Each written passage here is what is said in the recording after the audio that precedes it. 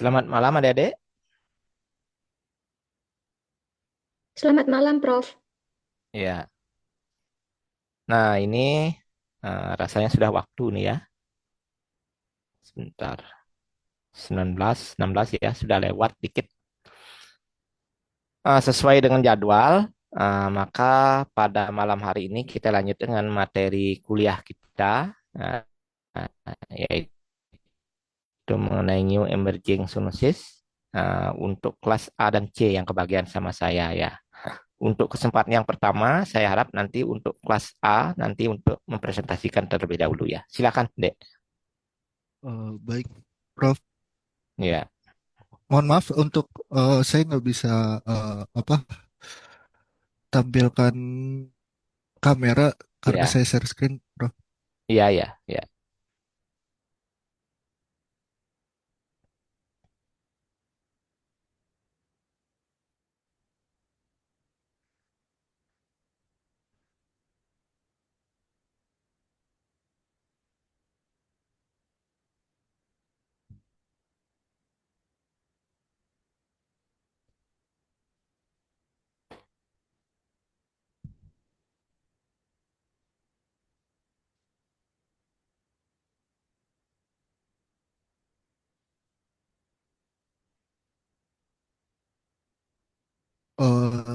Saya sudah minta request.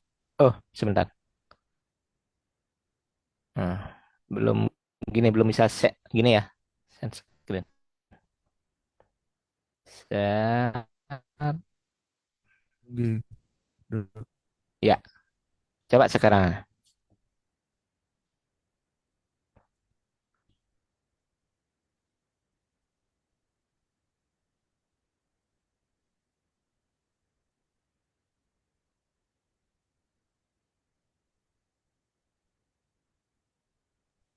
Apakah sudah terlihat? Ya, Oh, sudah, udah Dek. ya. Oke. Eh, Baik, materi akan saya buka. Perkenalkan, kita dari kelompok eh, avian influenza, patogenik, dan Escherichia coli. Yang pertama dari saya perkenalan, nama saya Renara Wilan Pratama, NIM 180951111. Terus di sini ada Nimadea Anggi Yasna Pratiwi, Igede Arina Antara, Igusti Ngurah Agung Narada, Cleverino Carol Gondinho. Baik, selanjutnya materi akan dibahas oleh teman saya.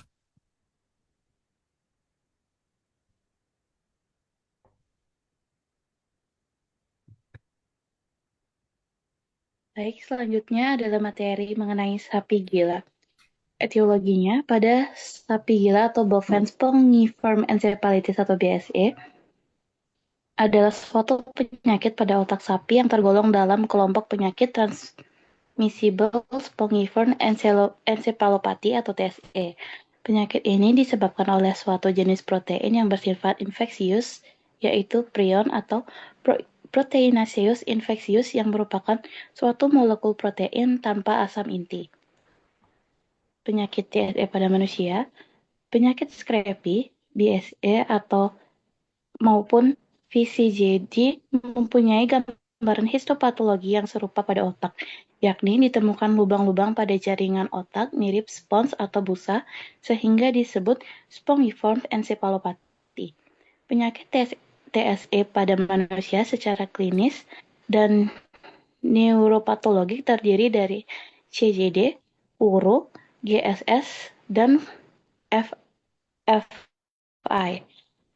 Penyakit TSD pada hewan. Penyakit TSE pada hewan yang kali pertama dan sudah sejak lama diketahui adalah scrapie pada domba dan kambing. Tremor, kelemahan, kekurusan, haus, kegatalan dengan derajat tinggi. Terdapat beberapa kejadian yang mengindikasi bahwa scrapie di transmisi tersebut diantaranya Transmissible Ming Encephalopathy atau TME, Feline Spongiform Disease pada kucing, dan BSE pada sapi. Bisa di next.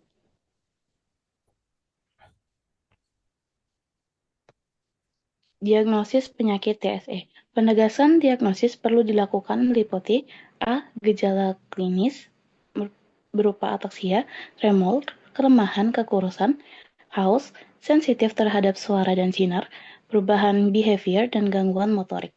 B. Histopatologi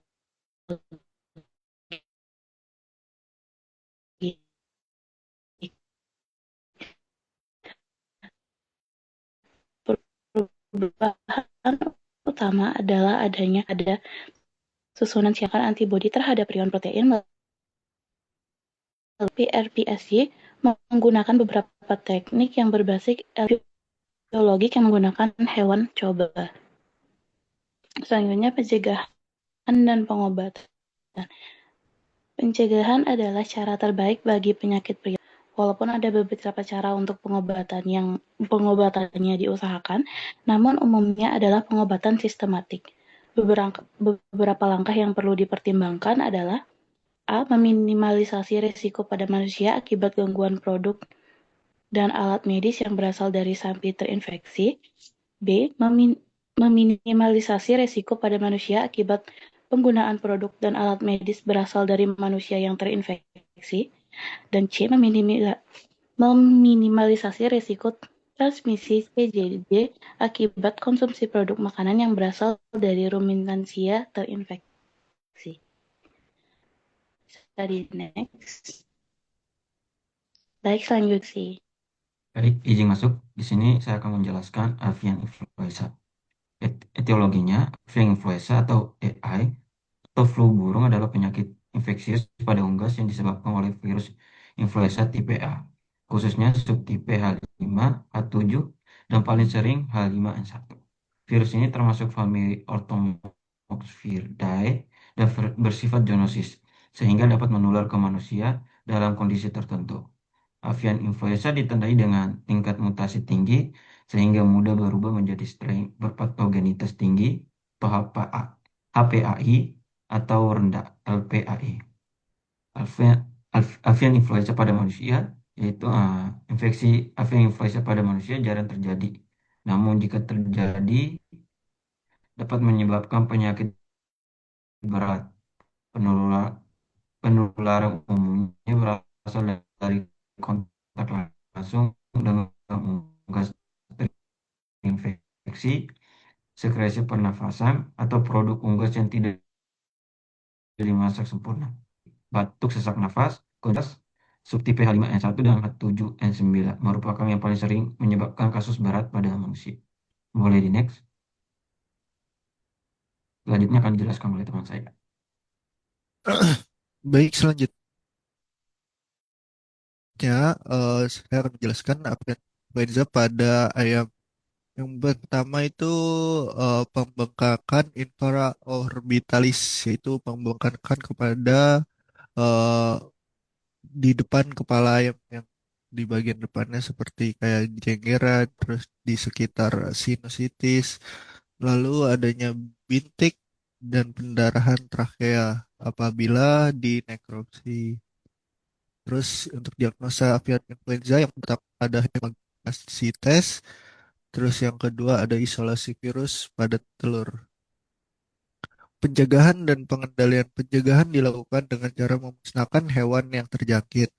Lalu untuk pengendaliannya bisa dilakukan vaksinasi, namun kurang efektif masalah biaya yang dikeluarkan pada peternakan dan dapat menimbulkan antigenik shift dan drift. Baik, selanjutnya akan dipresentasikan oleh teman saya.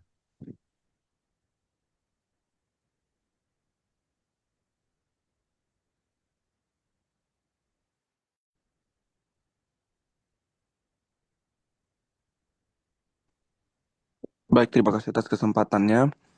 Pada kali ini saya akan menjelaskan tentang patogenik E. coli 0157-97, di mana etiologi Escherichia coli merupakan salah satu patovar dari kelompok Enterohemorrhagic E. coli yang disingkat EHEC yang bersifat patogen dan mampu menyebabkan gangguan serius pada saluran cerna manusia. Strain ini menghasilkan sigaltoksin dalam kurung STX1 atau STX2 yang identik dengan toksin Shigella dispersiae tipe 1 dan berperan dalam memicu diare berdarah, kolitis hemoragik, hingga hemolytic uremic syndrome yang bisa disingkat HUS. Patofor lain seperti EPEC, ETEC, EAEC, DAEC, EIEC, dan EAHEC juga memiliki karakteristik virulensi spesifik. Namun serotip O157 banding H7 dikenal paling berbahaya karena kemampuan adhesi, pembentukan lesi attaching, effecting, serta efek sitotoksik yang kuat pada sel epitel intestinal. Bakteri ini pada dasarnya dapat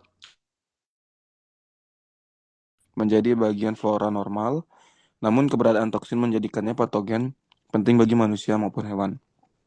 Selanjutnya itu kejadian pada manusia di mana infeksi E. coli O157H7 pertama kali dilaporkan pada manusia pada awal tahun 1980-an di Amerika Serikat dan sejak itu menjadi perhatian global karena totalitas yang tinggi, terutama pada anak-anak. Di Indonesia, penelitian Swardana dan koleganya menunjukkan bahwa agen ini ditemukan baik pada feses anak sehat maupun pasien gagal ginjal, dengan prevalensi bervariasi antara 1,3% hingga 15,8%. Sebagian isolat membawa agen virulensi seperti STX1, STX2, dan EAE yang berperan dalam kemampuan bakteri menyebabkan kerusakan mukosa usus dan gangguan ginjal. Infeksi pada manusia dapat menimbulkan diare berdarah, kolitis, hemoragik, dan HUS, sehingga menjadikannya patogen yang berpotensi fatal. Tolong next slide.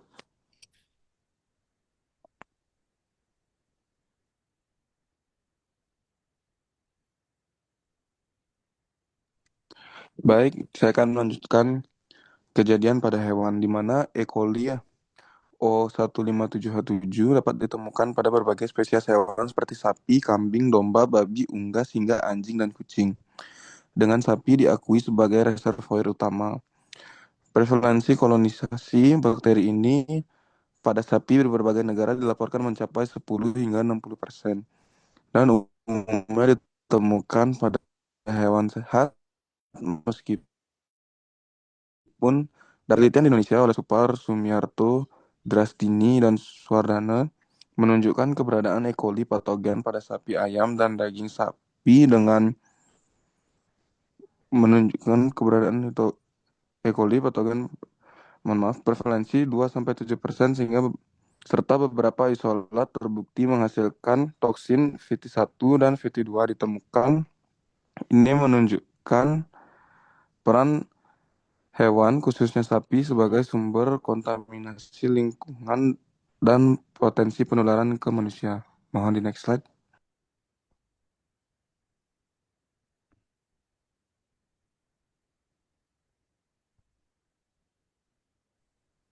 Baik, selanjutnya adalah patogenesis eh, dari E. coli O157H7. Patogenesis E. coli O157H7 dimulai ketika bakteri masuk ke tubuh melalui konsumsi makanan atau air yang terkontaminasi, terutama dari produk daging, susu, sayuran, serta kontak dengan hewan atau lingkungan tercemar. Penularannya dapat terjadi dari hewan ke manusia, antar manusia, maupun melalui lingkungan, dan dosis efektifnya sangat rendah, berkisar antara 10 hingga 100 CFU, sehingga bakteri ini dapat dikatakan sangat virulen. Setelah tertelan, bakteri dapat melewati lambung dan mampu bertahan terhadap keasaman, kemudian mencapai usus halus dan bergerak menuju kolon. Di kolon, E. coli O157H7 menempel pada permukaan epitel usus dan menyebabkan lesi attaching and effacing, yaitu kerusakan mikrofili yang mengganggu absorpsi. Mekanisme ini difasilitasi oleh gen EAE pada locus of enterocyte effragment atau LEE Selanjutnya, bakteri memproduksi sigatoksin, yaitu STX1 atau STX2, yang dapat merusak sel endotel pembuluh darah. Toksin ini dapat masuk ke aliran darah dan menyebabkan diare, diare berdarah, hingga komplikasi berat seperti hemolytic uremic syndrome atau biasa disingkat HUS, akibat kerusakan ginjal dan gangguan pembuluh darah sistematis. Next slide. Selanjutnya merupakan cara mendiagnosis. Diagnosis infeksi E. coli O157H7 umumnya dilakukan melalui pemeriksaan feses pasien menggunakan media selektif STSC 01 O157 isolat yang tumbuh mohon maaf, isolat yang tumbuh kemudian diuji untuk memastikan identitas dan virulensi strain. Metode molekuler seperti PCR atau from diagnosis digunakan untuk mendeteksi gen virulensi seperti STX dan EAE. Selain itu, teknik DNA subtyping seperti pulse field gel electrophoresis atau biasa disingkat VFGE, restriction fragment length polymorphomesis atau bisa disingkat RFLV. Selanjutnya ada amplified fragment length polymorphomesis, bisa disingkat AFLP. Adapun random amplification of polymorphic atau biasa disingkat RAVD, dan ada juga fake stapling. Hal ini dipakai untuk tujuan epidemiologi, membantu dalam pelacakan sumber wabah dan hubungan antar isolat. Bisa di next slide. Selanjutnya yang terakhir merupakan pencegahan dan pengobatan. Pencegahan dan pengobatan infeksi E. coli O157H7 menekankan pada kontrol sumber kontaminasi dan terapi suportif. Hingga kini, tidak ada pengobatan spesifik untuk membunuh bakteri ini, dan penggunaan antibiotik justru tidak dianjurkan, karena dapat memperburuk kondisi pasien dengan meningkatkan produksi sigatoksin dengan cara memicu replikasi dan ekspresi gen STX, menurut Wagner et al. 2002. Penggunaan antibiotika juga meningkatkan risiko terjadinya hemolytic uremic syndrome atau HUS. Penanganan lebih difokuskan pada terapi suportif seperti pemberian cairan infus, koreksi elektrolit, serta diet lunak. Upaya pencegahan meliputi peningkatan hygiene pribadi, mencuci dan mensterilkan sayur serta buah, mencegah kontaminasi silang saat mengolah daging, terutama daging sapi, memastikan makanan dimasak hingga benar-benar matang, menggunakan sarung tangan saat menangani feses atau popok anak yang diare, serta menghindari konsumsi air yang tidak direbus atau tidak diklorinisasi. Pada hewan ternak, pembatasan kontak dengan hewan yang menunjukkan gejala diare juga penting untuk pencegahan penularan. Next slide.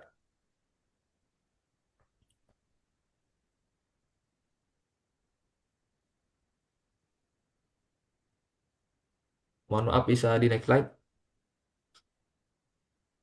Baik, bagian kesimpulan. Baik, terima kasih atas kesempatannya, Ari. Selanjutnya saya akan menjelaskan kesimpulan dari presentasi kami pada kali ini, di mana penyakit sapi gila dalam kurung BSE, avian influenza, dan Escherichia coli patogenik merupakan penyakit penting pada hewan yang berpotensi menimbulkan dampak besar pada kesehatan hewan, manusia, dan industri peternakan.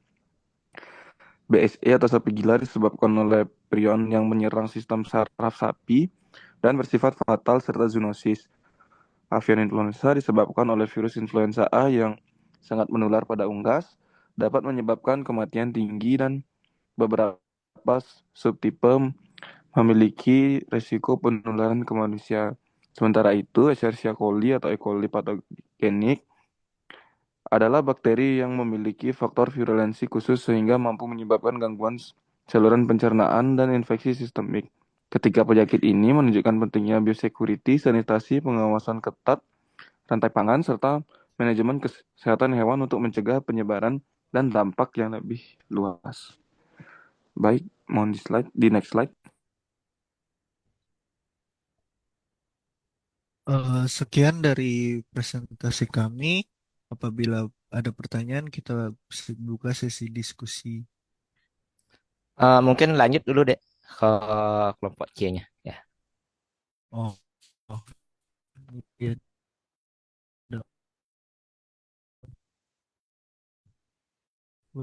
Baik.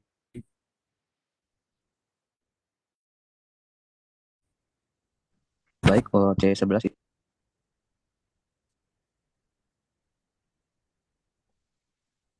sudah, silakan. Ya.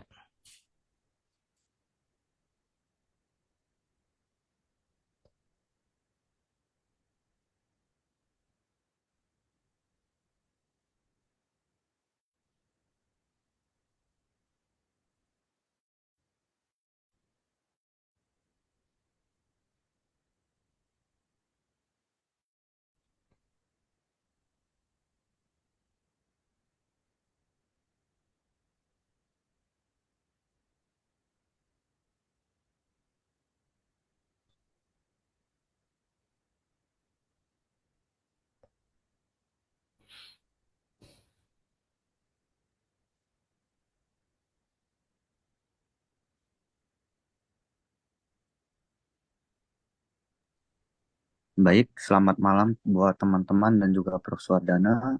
Kami dari kelompok C11 izin mempresentasikan terkait materi New Emerging Zoonosis. Bisa di next slide. Berikut merupakan anggota kelompok dari C11, yaitu ada saya sendiri, Bayi Sukmaman Soloputro dengan NIM akhir 182, kemudian ada Prayoga Haryo Widodo dengan NIM akhir 186, kemudian ada Igede Rama Pramayoga dengan NIM akhir 188, dan yang terakhir ada Ningura Ayu Sri Astitiwati dengan NIM akhir 189. Bisa di next slide. Baik, kita masuk ke pendahuluan, yaitu yang dimana New Emerging Zoonosis adalah penyakit infeksi yang muncul atau meningkat kembali akibat perubahan lingkungan, intensifikasi peternakan, dan evolusi patogen. Contoh penting meliputi BSE, avian influenza, dan E. coli, yang masing-masing mewakili ancaman dari prion, virus, dan bakteri. Ketiga penyakit ini memiliki potensi penularan tinggi dan berdampak besar pada kesehatan manusia, hewan, dan keamanan pangan. Oleh karena itu, pemahaman terhadap karakteristik patogen dan upaya pengendaliannya sangat penting dalam mencegah penyebaran zoonosis melalui pendekatan One Health. Bisa di next slide.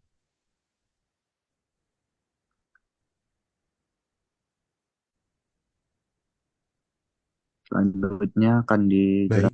selanjutnya dari penyakit New Emerging Disease, zoonosis, itu ada bovine spongiform encephalopathy yang akan dijelaskan di next slide. Oke, jadi bovine spongiform encephalopathy atau biasa disebut dengan penyakit sapi gila merupakan penyakit neurodegeneratif fatal yang terjadi pada sapi yang termasuk dalam kelompok TSE yaitu Transmissible Spongiform Encephalopathies. Penyakit ini ditandai dengan kerusakan pada otak yang bersifat progresif, membentuk rongga-rongga mirip spons, dan menyebabkan perubahan perilaku serta gangguan neurologis. Nah, penyakit ini disebabkan oleh prion, yaitu protein abnormal yang tidak memiliki asam nukleat, di mana prion ini sangat resisten terhadap panas, enzim protease, radiasi, dan disinfektan, sehingga sulit untuk dihilangkan dengan cara yang konvensional, karena mampu mengubah protein normal menjadi bentuk patologis yang menumpuk dan merusak jaringan saraf. Next slide. Nah, selanjutnya itu adalah epidemiologi dan karakter dari emerging BSE.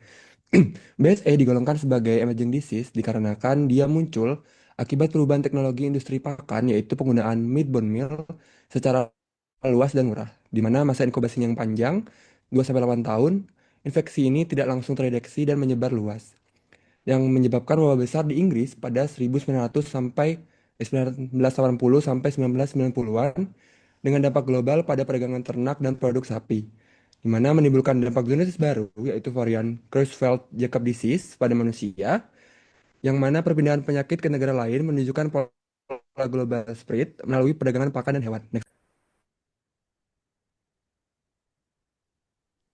Nah, sumber infeksi dan faktor resiko dari BSE ini, BSE muncul dan menyebar terutama melalui pakan yang mengandung meat and bone meal yang dibuat dari limbah hewan ruminansia.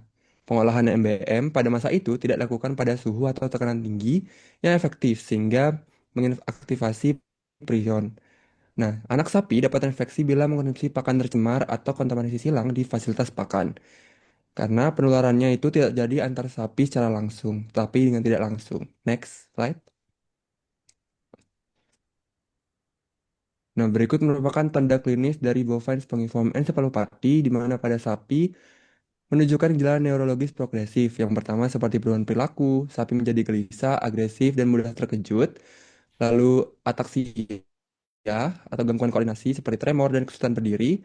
Lalu terjadi juga penurunan berat badan dan penurunan produksi susu dan hipersensitivitas terhadap suara dan sentuhan, di mana penyakit BSE ini biasanya selalu berakhir dengan kematian.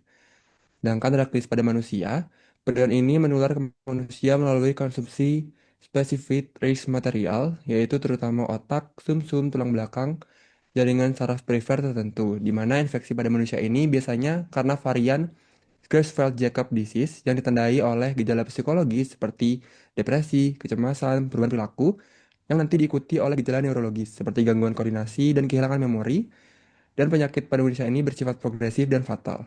Next slide.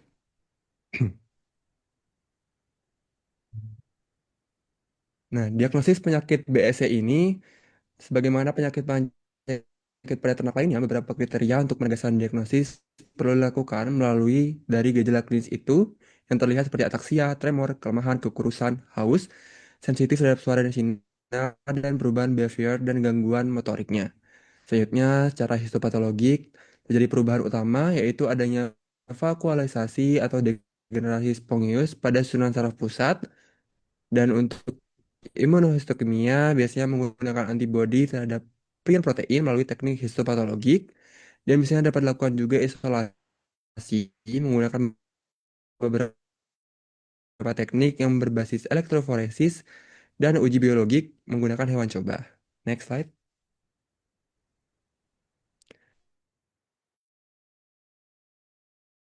Nah, untuk pencegahan dan pengobatannya, kit BSE, yaitu penyakit prion, karena hingga kini belum ada obat untuk mengatasinya. Beberapa langkah yang perlu ditempuhkan adalah yaitu berasal dari sapi yang terinfeksi, meminimalisir orang terinfeksi, dan meminimalisir resiko transmisi akibat konsumsi produk makanan yang berasal dari hewan ruminansia yang terinfeksi. Nah, berbagai negara itu telah menerapkan beberapa langkah pengendalian, di antaranya yaitu larangan total penggunaan meat bone meal atau MBM dari hewan ruminansia dalam pakan, lalu surveillance nasional untuk mendeteksi kasus BSE pada sapi yang tua atau beresiko, juga penghilangan SRM dari rantai pangan manusia, dan sistem traceability ternak dari peternakan hingga pemotongan. Dan terakhir yaitu peningkatan pengawasan proses rendering pada industri pakan. Next. Selanjutnya akan dijelaskan oleh teman saya. Terima kasih.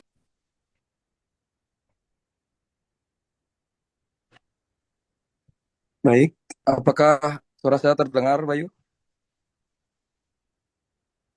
Baik, sudah terdengar. Study next.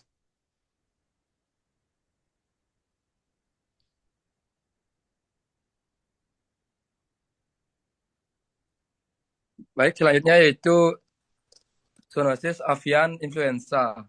Yang di mana avian influenza atau disebut AI adalah penyakit pada hewan dan manusia yang disebabkan oleh virus AI tipe A dari berbagai galur atau strain, mulai dari yang kurang ganas sampai yang sangat ganas. Nah, virus AI galur tertentu dapat menular dari unggas kepada mamalia seperti kuda, babi, anjing laut, dan lainnya. Bahkan dapat pula menular kepada manusia.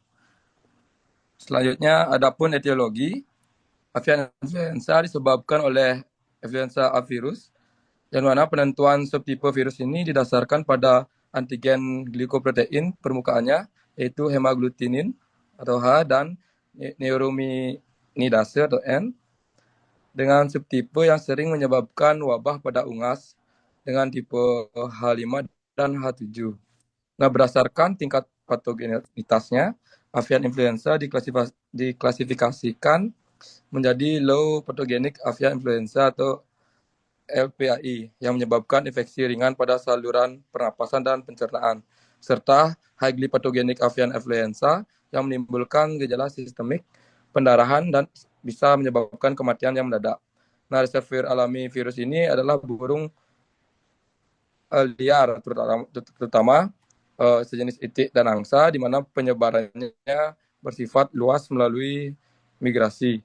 Nah, penularan melalui kontak langsung dengan unggas yang terinfeksi, kontaminasi feses, droplet respirasi, serta lingkungan kandang yang terkontaminasi.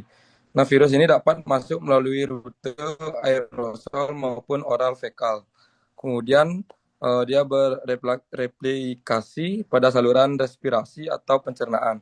Virus ini memiliki kemampuan mengalami mutasi dan rekombinasi genetik yang memungkinkan penyesuaian pada ospes baru, peningkatan patogenitas, serta potensi penularan ke manusia. Study next.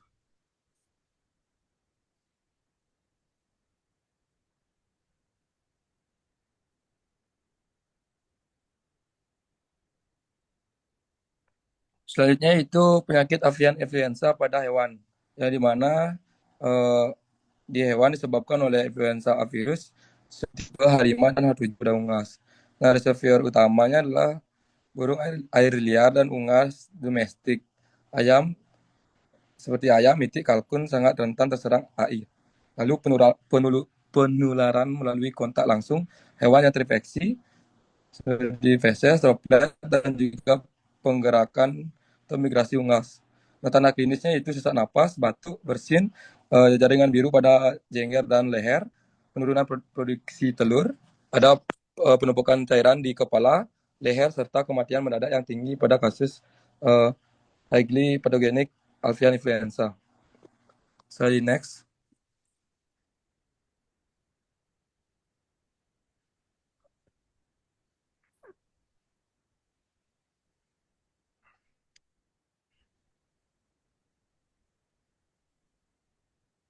Lalu penyakit avian influenza pada manusia.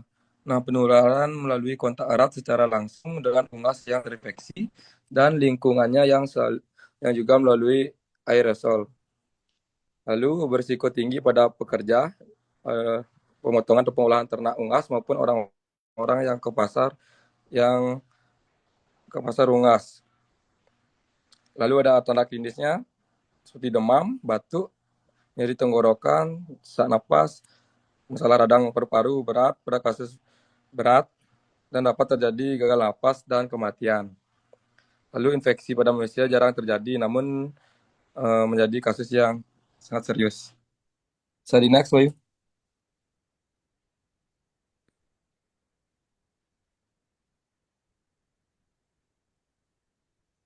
Lalu ada pun patogenesis, yang dimana virus influenza A masuk ke tubuh unggas melalui saluran pernapasan dan juga rute oral fekal. Nah, kemudian menginfeksi dan bereplikasi pada sel epitel saluran napas dan usus. Nah, pada infeksi low pathogenic avian influenza, replikasi virus umumnya terbatas di jaringan ini, sehingga hanya menimbulkan gangguan respirasi atau pencernaan yang ringan. Namun, pada highly pathogenic avian influenza, terutama subtipe H5 dan H7, protein hemagglutinin atau HA memiliki multibasic cleavage set yang dapat diaktifkan oleh berbagai protase tubuh sehingga virus dapat menyebar secara sistemik melalui aliran darah. Hal ini menyebabkan kerusakan luas pada pembuluh darah, pendarahan, edema, nekrosis organ, gangguan pernapasan yang berat, dan kematian yang sangat mendadak. Respon imun yang berlebihan juga ikut memperberat kerusakan jaringan. Nah, kombinasi replikasi virus yang cepat dan kerusakan vaskular sistemik menjadikan highly pathogenic avian influenza sangat fatal untuk unggas. Di next, Wahyu.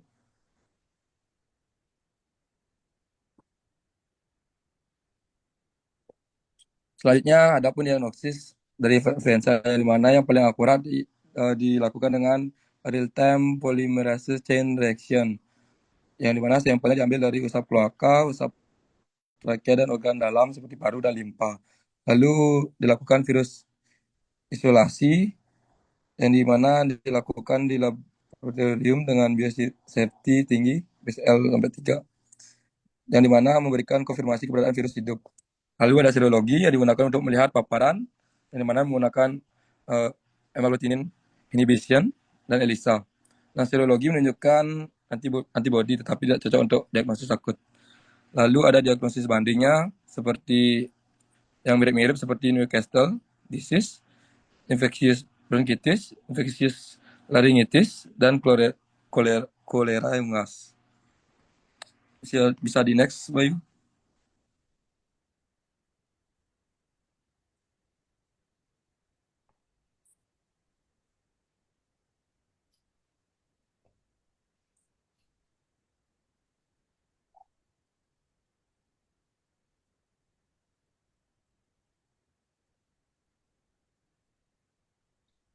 Baik, di next.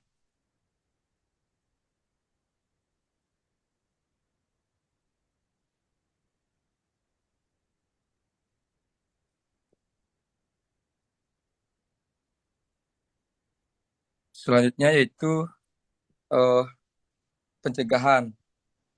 Yang mana yang pertama biosecurity ketat yang menjaga lalu lintas kandang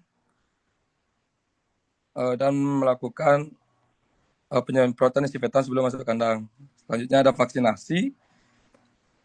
Lalu ada manajemen kesehatan unggas dengan memberikan pakan yang sehat, yang jauh dari terkontaminasi, dan selalu mengadakan pengawasan terhadap yang terkena avian influenza. Selanjutnya ada pengobatan seperti antiviral,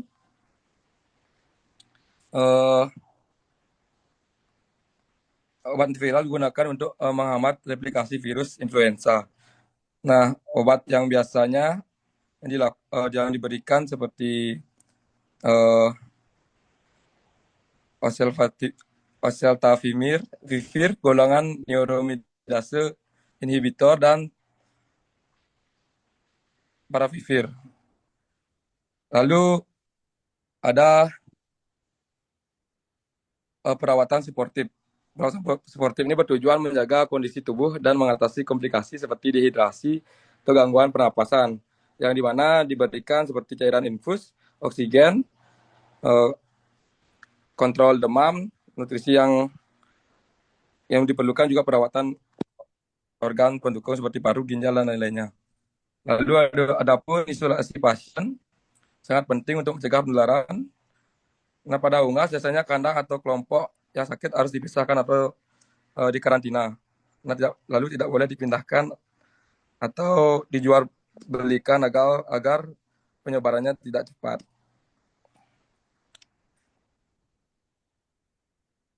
Baik, saya di next.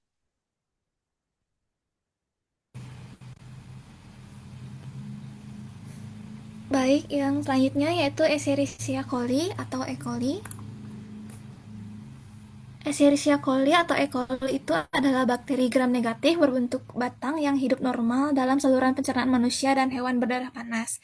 Sebagian besar strain bersifat komensal dan berperan dalam metabolisme tubuh, misalnya dalam produksi vitamin K, namun beberapa strain tertentu mengalami perubahan genetik sehingga memiliki faktor virulensi yang mampu menyebabkan infeksi pada saluran cerna maupun organ lainnya. Untuk etiologinya yaitu di mana penyakit E. coli ini disebabkan oleh strain patogen tertentu, terutama yaitu yang pertama enterotoksigenik E. coli yang dimana menghasilkan toksin LT dan ST yang menyebabkan diare cair. Kemudian enteropatogenik E. coli di mana ini menghasilkan lazy attaching dan effacing yang dapat merusak mikrofili. Kemudian yaitu ada enterohemorrhagic E. coli yang menghasilkan sigatoksin yang dapat menyebabkan diare berdarah dan hemolytic uremic syndrome. Ini mana strain-strain inilah yang menjadi sumber utama infeksi pada hewan dan manusia. Nah, kejadian pada hewan itu terutama pada pedet atau anak sapi. Kejadian E. coli paling sering berupa diare neonatal yang disebabkan oleh enterotoksigenik E. coli, di mana kasus ini biasanya muncul pada pedet yang berusia kurang dari 1-2 minggu, terutama di peternakan dengan kebersihan rendah.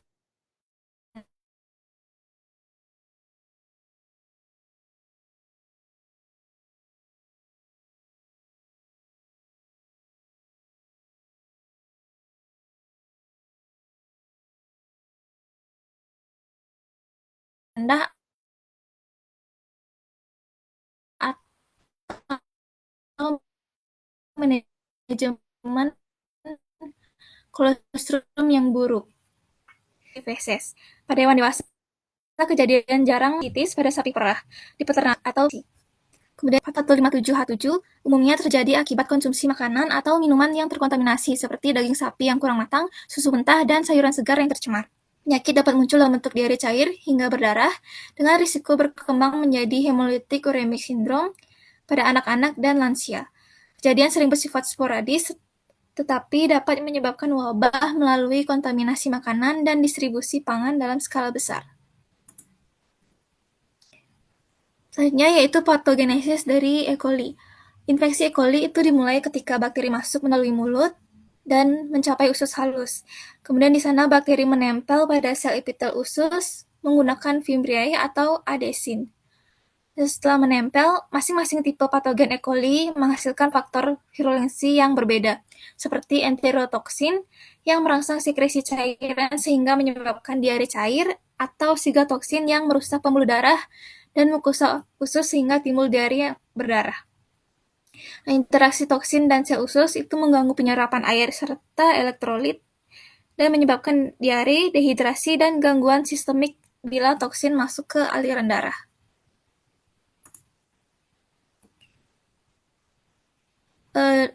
Diagnosis dari E. coli itu dapat didasarkan dari gejala klinis yang dimana muncul diare akut berwarna putih atau white scores, kemudian dehidrasi, kemudian mata cekung, kulit tidak elastis, lemah, tidak mau menyusu, dan napas cepat atau asidosis.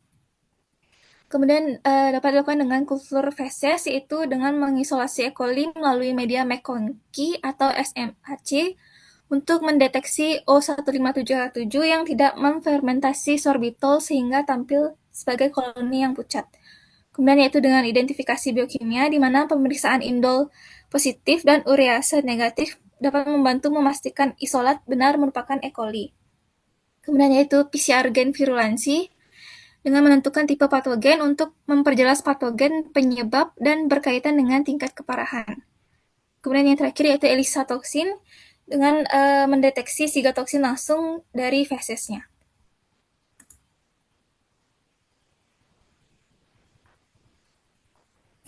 Baik, selanjutnya itu pencegahan dan pengobatan.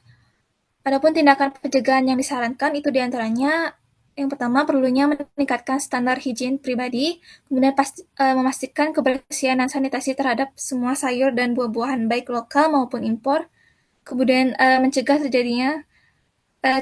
terjadi kontaminasi silang pada saat persiapan ataupun memasak makanan terutama yang berasal dari daging sapi. Kemudian jangan membiarkan anak-anak mandi bersama-sama dengan anak lainnya yang menunjukkan tanda klinis diare atau sakit perut. Kemudian perkecil kontak dengan ternak dan hindari minum atau bermain dengan air yang tidak diklorinasi. Kemudian untuk pengobatannya itu pengobatan terhadap infeksi E. coli hingga saat ini itu belum diketahui secara spesifik dan penggunaan antibiotika secara konvensional itu tidak dianjurkan karena dapat memperparah efek sitotoksisitas dan produksi sigatoksin yang dapat meningkatkan risiko terjadinya komplikasi serius seperti hemolytic uremic syndrome. Antibiotika itu dapat memicu replikasi dan ekspresi gen sigatoksin yang menghasilkan toksin sehingga memperburuk kondisi pasien. Oleh karena itu, penanganan kasus infeksi akibat E. coli itu umumnya bersifat suportif, itu dengan pemberian cairan infus, menjaga elektrolit, serta menerapkan diet lunak untuk mencegah dehidrasi akibat diare. Baik, selanjutnya saya kembalikan ke moderator. Baik, jadi kesimpulannya yaitu new emerging zoonosis seperti BSE, avian influenza, dan Escherichia coli menunjukkan bahwa agen infeksi prion, virus, dan bakteri dapat berkembang dan menimbulkan ancaman serius bagi kesehatan manusia maupun hewan. Ketiga penyakit ini memiliki pola penularan yang kompleks, dampak besar pada keamanan pangan, serta potensi wabah yang tinggi. Oleh karena itu, pengendalian zoonosis membutuhkan upaya terpadu melalui peningkatan surveillance, penguatan biosecurity, pengawasan rantai pangan, serta penerapan pendekatan One Health untuk mencegah kemunculan dan penyebaran penyakit di masa mendatang. Bisa di next slide.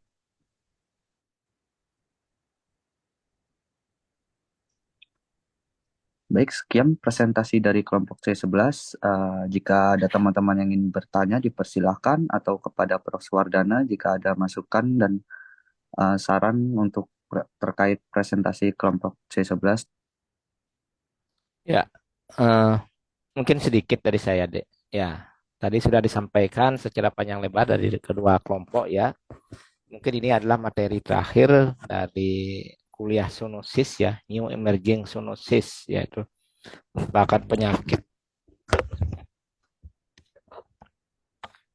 yaitu penyakit yang apa namanya, yang bisa merupakan penyakit yang benar baru ataukah merupakan suatu penyakit yang dulunya mungkin dia sudah redup dalam tanda kutip ya, kemudian muncul kembali karena ada suatu perubahan lingkungan, kemudian dia muncul lagi sebagai letupan kasus ya, dan penyakit tersebut menular ke manusia. Nah, itu new emerging zoonosis. Tadi sudah dijelaskan ada tiga. Saya ambil di bukunya itu ada tiga jenis. Nah, itu pun pada saat ditulis buku itu ya tahun 2015-an ya. Nah, mungkin sekarang sudah berubah lagi ya, bukan tiga jenis itu sebagai new emerging zoonosis ya, karena itu sifatnya fleksibel. Tetapi tidak ada salahnya kita ungkap lagi tiga jenis itu karena itu sewaktu-waktu bisa muncul kembali. Ada penyakit apa namanya sapi gila BSE, bovine spongiform encephalopathy ya. Itu disebabkan oleh prion, yaitu sejenis protein. Ya, itu bukan agen bakteri, bukan agen virus, bukan parasit penyebabnya, tapi ada suatu yang aneh, yaitu ada prion. Prion itu sejenis protein yang mengalami perubahan struktur. Struktur ada kalau protein itu ada struktur primer, ada sekunder, ada tersier. Ini struktur tersiernya berubah. Lekukan-lekukan daripada protein itu berubah. Sehingga yang dulunya tidak bersifat infeksius karena berubah lekukan dia menjadi infeksius ya. Kemudian ada flu burung yang mungkin adik sudah kenal ya, H5N1 yang terkenal kemarin menyerang di Indonesia. Kemudian ada E. coli yang disebabkan oleh bakteri. Pernah kenal juga ada wabah E. coli di Jerman ya. Mungkin pada saat itu ya, itu sebagai warning bahwa E. coli itu bisa juga sebagai agen zoonosis. Anggapan kita sekarang biasanya adalah kalau membilang E. coli ya flora normal seperti itu. Padahal ada E. coli tertentu yang memang bisa menular dan berbahaya, menimbulkan kematian pada manusia ya. Mungkin itu pengantar saya sedikit. Sebelum ada mungkin pertanyaan dari adik-adik, saya mohon kepada adik-adik mahasiswa tolong dilengkapi nanti gininya ya, tugas-tugasnya di WASO, entah itu upload ringkasan atau upload materi PPT-nya sebutnya. Biar enggak nantinya setelah berakhir baru nanti ada mahasiswa yang menghubung saya kelupaan gini gitu, kemudian apa namanya wasonya down segala macam alasan padahal saya sudah kasih waktu yang panjang ya. Tolong nanti ingat itu di uploadnya. Baiklah adik-adik, silakan ada pertanyaan, diskusi silakan ya.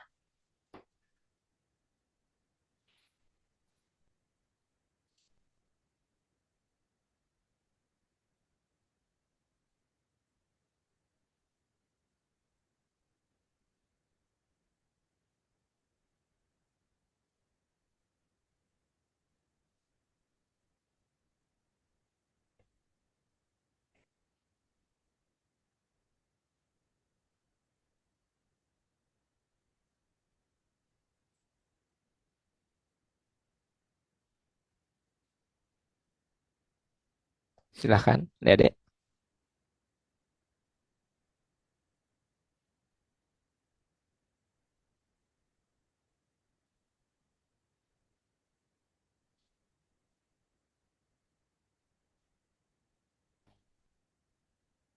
Atau ada pertanyaan yang lain di luar materi kuliah, silakan.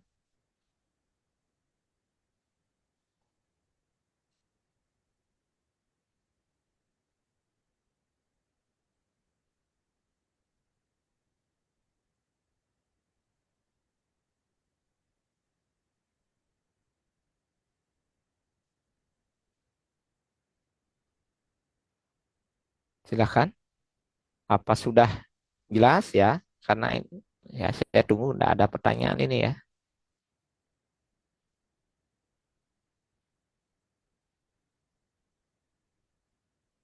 Ya, adik-adik, apakah sudah cukup atau gimana? Mungkin sejauh ini belum ada gitu. Iya. Kemudian mengenai tugasnya sudah Dek ya?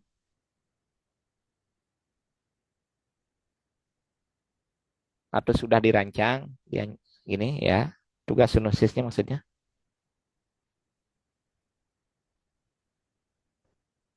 Nanti silahkan nanti upload di gininya ya, di Wasonya juga ya.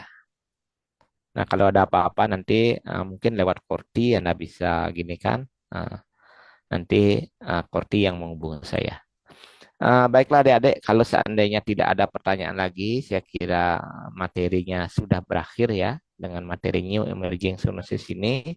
Saya memang sengaja gini kan agak maju dia selesainya untuk New Emerging Zoonosis dengan harapan nanti ada mata kuliah yang lainnya, terutama yang saya ampu sendiri juga yaitu epidemiologi, Anda bisa lebih berkonsentrasi karena nanti UTS-nya ya berbeda, waktunya ya cukup jauh ya, sehingga nantinya bisa lebih konsentrasi ke masing-masing mata kuliah ya. Pertama konsentrasi ke zoonosis, kemudian itu sudah clear, baru lanjut nanti ke epidemiologi dan mata kuliah yang lainnya. Baiklah adik-adik, kalau memang tidak ada pertanyaan, maka acara perkuliahan pada malam hari ini, silakan sebelum saya lupa nanti adik-adik absensi di UASO, ya nanti kelihatan di sana gininya kapan adik-adik masuknya. Nah, tentunya tidak saya harapkan besok nanti baru mengabsen sendiri ya, jangan seperti itu. Silakan yang belum absensi nanti absensi di UASO ya. Kalau tidak ada pertanyaan, maka acara perkuliahan pada malam hari ini kita akhiri sampai di sini ya. Selamat